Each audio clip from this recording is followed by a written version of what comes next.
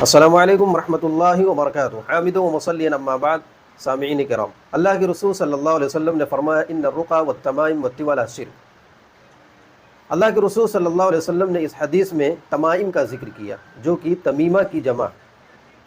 تمیمہ کہتے ہیں وہ چیز جو بچوں کے گلے میں لٹکا دی جاتی ہے تاکہ نظر بد سے حفاظت ہو سکے، نظر بد سے بچہ محفوظ رہ سکے، اور اسی کو تعویذ کہتے ہیں۔ تو اللہ کے رسول صلی اللہ علیہ وسلم نے اس حدیث میں تعویذ کے بارے میں فرمایا کہ وہ شرک ہے۔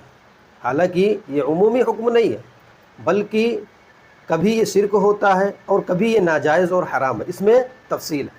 شرک اس وقت ہوگا جب تعویذ میں وہ چیزیں لکھی جائیں جس کی شریعت نے اجازت نہیں دی، جس کا شریعت میں حکم ثابت نہیں ہے، جیسے عدد لکھی جائے، جیسے کوئی جادوئی کلام لکھا ہو، یا قرآن و حدیث کے علاوہ اور بھی کوئی دوسرا کلام لکھا ہو، تو یقیناً اس تعویذ کا پہننا یہ شرک ہوگا، ناجائز ہوگا۔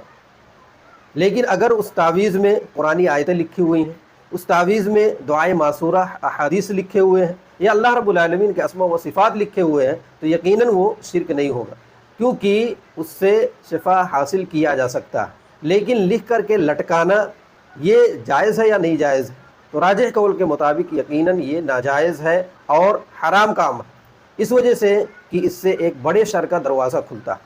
ہر دیکھنے والا یہ دیکھے گا تو سمجھے گا کہ لگتا ہے ہر طرح کا تعویذ لٹکانا یہ جائز ہے، لہٰذا وہ شرکیہ تعویذ بھی لٹکا کر کے گھومنے لگے گا، اور علماء کرام نے اس کو حرام گردانا ہے۔ اسی طرح سے جب بندہ قرآن کی آیتیں اپنے گلے میں لٹکاتا ہے تو یقیناً یہ قرآن کی بے ادبی کرتا ہے، قرآن کی اہانت کرتا ہے، اور یقیناً اس میں قرآن کی بے حرمتی ہے۔ ایک بچے کے گلے میں تعویذ لٹکا دی جاتی ہے، اس کے اندر قرآن کی آیتیں لکھی ہوئی ہیں، حدیثیں لکھی ہوئی ہیں، اب وہ بچہ گندگی میں لت پت ہوتا ہے، اس کے منہ سے لعاب نکلتا ہے جو کہ تعویذ پر پڑتا ہے، بچہ گندگیوں میں کھیلتا ہے اور اس کو نجس اور ناپاک کرتا ہے، اور اس میں قرآن کی آیتیں لکھی ہوئی ہیں۔ کوئی بڑا آدمی اگر گردن اپنے گلے میں لٹکاتا ہے، پھر قضائے حاجت کے لیے بیت الخلاء میں جاتا ہے، اور اسی طرح سے وہ ناپاکی کی حالت میں رہتا ہے اور گلے میں قرآن کی آیتیں لٹکائے ہوئے ہیں، تو یقیناً یہ قرآن کی بے حرمتی ہے اور بے ادبی ہے۔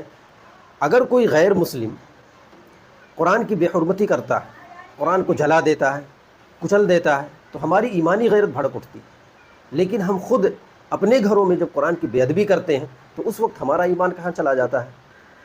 شفا حاصل کرنے کا جو طریقہ شریعت نے ہمیں بتلایا ہے اسی طریقے پر ہم شفا حاصل کریں، انشاءاللہ اللہ رب العالمین ہمیں ضرور شفا یاب کرے گا۔ اور اسی طرح سے نظر بد سے بچنے کے لیے جو دعائیں وارد ہیں ان دعاؤں کو پڑھیں، اللہ رب العالمین ہمیں بھی اور ہمارے بچوں کو بھی نظر بد سے محفوظ رکھے گا۔ کوئی ضرورت نہیں ہے کہ ہم قرآن کی آیتیں اپنے گلے میں لٹکا کر کے گھومیں، بچوں کے گلے میں لٹکا کر کے گھمائیں، اسے قرآن کی بے حرمتی اور بے ادبی ہوتی ہے، اس سے ہمیں بچنے کی ضرورت ہے۔ اللہ تعالی ہم سب کے عقیدے کی اصلاح فرمائے۔ السلام علیکم ورحمۃ اللہ وبرکاتہ۔